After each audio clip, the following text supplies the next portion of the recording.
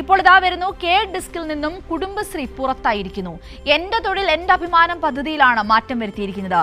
K desk Kudumbashree സഹകരണം അവസാനിപ്പിച്ചുള്ള ഉത്തരവ് പുറത്തിറക്കി. ജില്ലാതലത്തിലെ പ്രോഗ്രാം മാനേജർമാരുടെ സേവനവും ഇനി വേണ്ടെന്ന് സർക്കാർ. നിർബൻ ചക്രവർത്തി ചേരുന്നുണ്ട് നമ്മളോടൊപ്പം വിശദ വിവരങ്ങളുമായി. നിർബൻ, നോക്കൂ, ഈ പൊളിച്ചെടുത്ത് നടക്കുന്നത് LDF സർക്കാരിന്റെ ഏറ്റവും വലിയൊരു അഭിമാന പദ്ധതിയാണ്.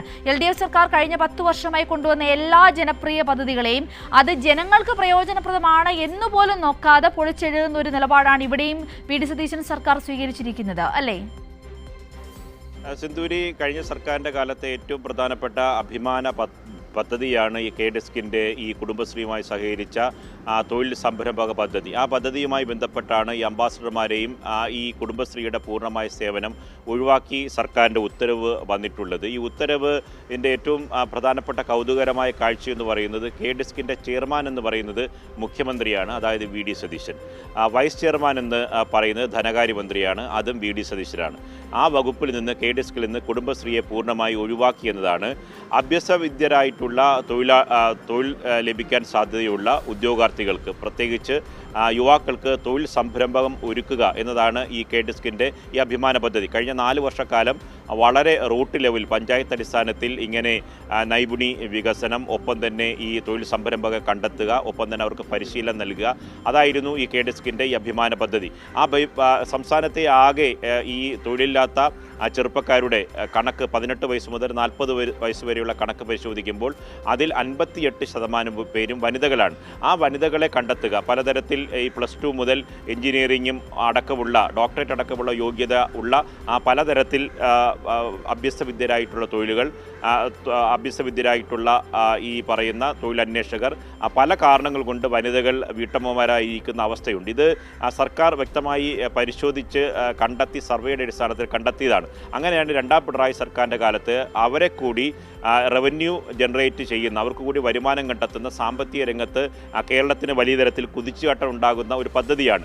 അവരെ കൂടി തൊഴിൽ സംരംഭങ്ങളിലേക്കും അവർ കൂടി വേതനമുള്ള വരുമാനമുള്ളവരാക്കി മാറ്റുക എന്നതായിരുന്നു സർക്കാരിൻ്റെ ലക്ഷ്യം. അതിൻ്റെ ഭാഗമായിട്ടാണ് ഈ പഞ്ചായത്ത് അടിസ്ഥാനത്തിൽ അംബാസഡർമാരെ, അത് കുടുംബശ്രീയുടെ പ്രവർത്തകരെയാണ്, ഒപ്പം തന്നെ ജില്ലാ തലത്തിലുള്ള അതിൻ്റെ ചുമതലയുള്ള പ്രോഗ്രാം മാനേജർമാരുടെ സേവനവും സർക്കാർ ഉറപ്പാക്കിയത്.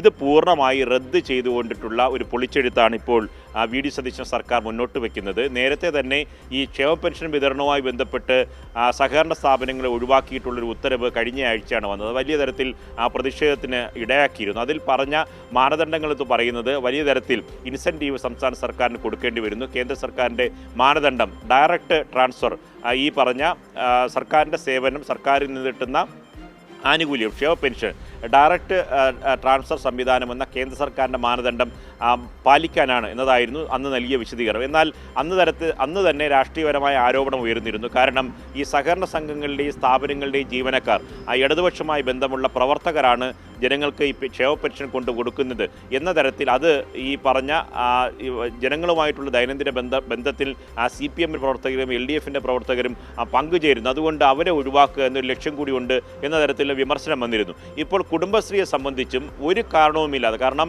കഴിഞ്ഞ 4 വർഷം സർക്കാർ മാറി വരും. ആ സർക്കാർ എന്ന് പറയുന്നത് ഒരു തുടർച്ചയാണ്, രാഷ്ട്രീയ അധികാരങ്ങൾ മാത്രമേ മാറുന്നുള്ളൂ. പക്ഷേ കേരളത്തിൻ്റെ വികസന സാധ്യതകൾ കൂടുതൽ ലക്ഷ്യം വയ്ക്കുന്ന, പ്രത്യേകിച്ച് വനിതകൾക്ക്, യുവാക്കൾക്ക് സംരംഭകത്വം നൽകുന്ന, അവർക്ക് കൂടുതൽ തൊഴിൽ അവസരങ്ങൾ നൽകുന്ന ഒരു വലിയ പദ്ധതിയായിരുന്നു കെ ഡെസ്കിൻ്റെ എൻ്റെ തൊഴിൽ എൻ്റെ അഭിമാനം എന്ന പദ്ധതി.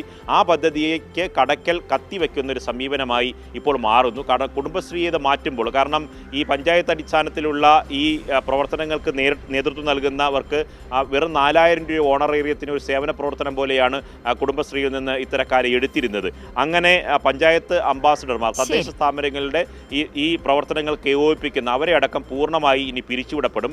മാത്രമല്ല, ഈ പറഞ്ഞ എൻ്റെ അഭിമാനം എൻ്റെ തൊഴിൽ എന്ന പദ്ധതി പൂർണ്ണമായും സർക്കാർ ഇതുമായി മുന്നോട്ട് പോകാൻ ഉദ്ദേശിക്കുന്നില്ല. അതെ, എന്തായാലും ഈ പറഞ്ഞതുപോലെ തന്നെ ജനങ്ങൾ ഏറ്റവും വലിയ ജനപ്രിയ പദ്ധതിയാണ്. ഇത്തരത്തിലുള്ള രാഷ്ട്രീയ താല്പര്യത്തിന്റെ പ്രകാരം UDF സർക്കാർ ഇപ്പോൾ പിൻവലിച്ചിരിക്കുന്നത്. അതിന്റെ വിശദാംശങ്ങളാണ് നിർബൻ ചക്രവർത്തി നമ്മളോട് പങ്കുവച്ചത്.